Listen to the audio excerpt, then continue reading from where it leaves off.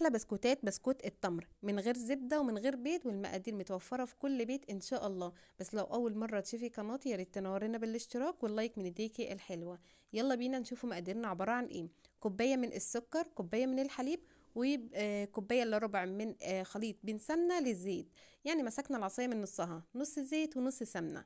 هنقلب وظرف من الفانيليا ورشه بسيطه جدا من الملح. هنقلب المكونات السايله الاول كويس جدا، وبعد ما خلطناهم كده بقى خليط معايا ناعم كده وكريمي، هضيف بقى المكونات الجافه. عباره عن معلقه كبيره من اللبن البودره. واللبن البودره ده يا جماعه اختياري خالص في الوصفه.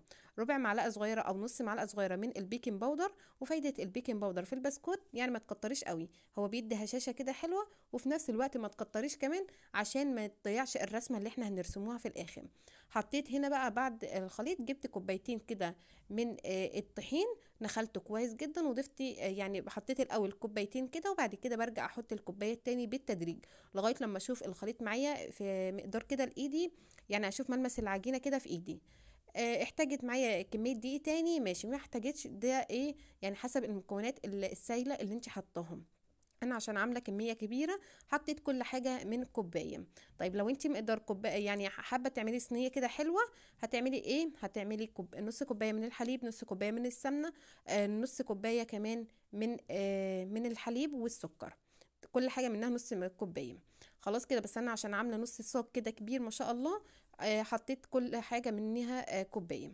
هنا خلاص استعملت قد ايه دقيق في البسكوت بتاعنا الجميل ده. استعملت 4 كوبايات وربع من الدقيق، وكل يا جماعه دقيق بيفرق عن التاني.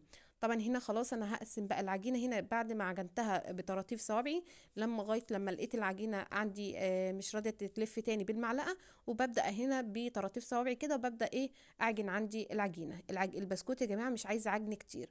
قطعت العجينه هنا نصين كده، وما شاء الله عشان عامله كميه حلوه قطعت العجينه نصين. طبعا عشان هنا تشكيل البسكوت ده تشكيله سهل خالص، ومن غير بقى ايه تقعدي بقى بالحته وتقعدي تعملي. لا احنا عملناه النهارده في الصاج بحته كبيره كده، وفي الاخر تقطعيه زي ما انت حابه تقطعيه. هنا جبت بقى ورق عندي اول حاجه جبت الصاج دهنته دهنه بسيطه جدا من الزيت، وبعد كده رحت ضايفه كميه البسكوت اللي احنا فردناها على ورق الزبده كده. وفي الاخر بعد ما فردتها رحت ايه ببدا اضغط كده اهو، وبعد كده هشيل عندي ورقه الزبده بسهوله جدا. وهنا خلاص كده ببدا ايه اساوي بقى الحروف كده، واروح ايه ابدا اظبط الحته اللي ما فيهاش من الصاج كده، الحته من الجناب دي، وتروح هبدا ايه اغطيها كده بحته عجينه من الزياده دي. وخلاص كده وهبدا افرد بقى عندي العجوه، وهحطها عندي في النص، وببدا احط ايه كميه العجينه التانية من فوق. مفيش اسهل من كده ولا ابسط من كده. هجيب ورق الزبده هي وببدا افرد عندي كميه العجوه دي. الكميه دي براحتك انت، يعني تقللي تكتري في الحشوه دي ترجع لك.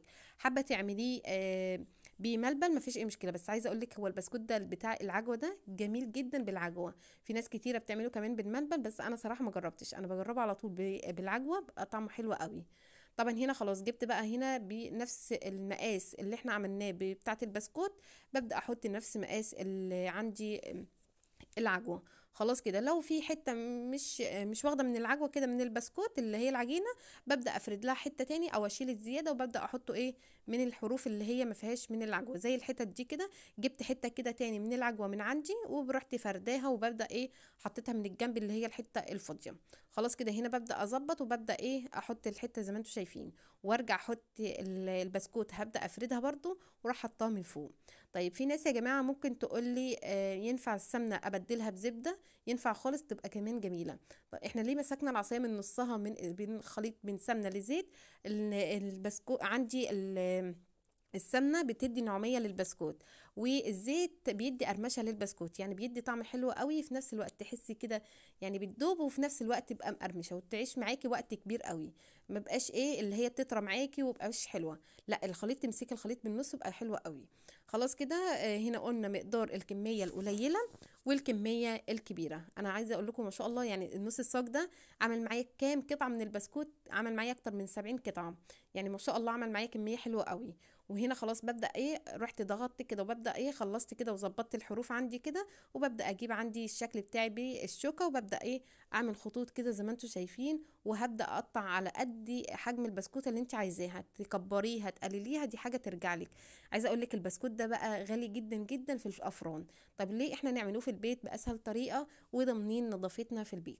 هنا ببدأ اقطع زي ما انتوا شايفين، هنا حابة تقطعيه بقى شكل سمبوسة، شكل مربع، شكل يعني شكل ممكن صوابع صغيره كده، دي حاجه التقطيع دي ترجع لك انت. انا صراحه عملته كده يعني ولا بين صوابع كبيره ولا صغيره، يعني عملته مكعبات كده صغيره زي ما انتم شايفين اهو في التقطيع. وكنت مولعه الفرن على درجه حراره 160، وبعد كده هسيبها كده الاول، حطيتها الاول من تحت في الفرن، وبعد كده طلعتها على الشوايه، اخدت اللون الجميل وطلعت معايا في منتهى الجمال ده. شايفين كده حاجه كده اللهم بارك وبتتكلم على نفسها. شايفين؟ عايزه اقول لك البسكوت ده من النوع اللي هو ما بياخدش وقت كتير معاكي ولا مجهود، غير لما كنا الاول نجيبه بقى بالحته ونعملوها. طب وليه احنا دلوقتي نعملوه في الصاج كده؟ حاجه كده اللهم بارك. شايفين بقى اللون، وشايفين بقى البسكوتة عندي عاملة ازاي ماسكة نفسها، ونفس الوقت العجوة كده مش طالعة مني ولا متبهدلة، لا حاجة كده بتتكلم عن نفسها. ايه رأيكم بقى في الجمال واللون؟ حاجة كده تحفة، ناعمة ودايبة دوب، وكل ما بتقعد كده البسكوتة بتدوب اكتر واكتر، وبقى طعمها في منتهى الجمال. بس كده كان وصفة النهاردة، يا رب تكون عجبتكم. لو عجبتكم بقى ما تنسوناش لايك من ايديكم الحلوة، واشتركوا في القناة عشان القناة تكبر بيكم وبأحلى عيلة في الدنيا.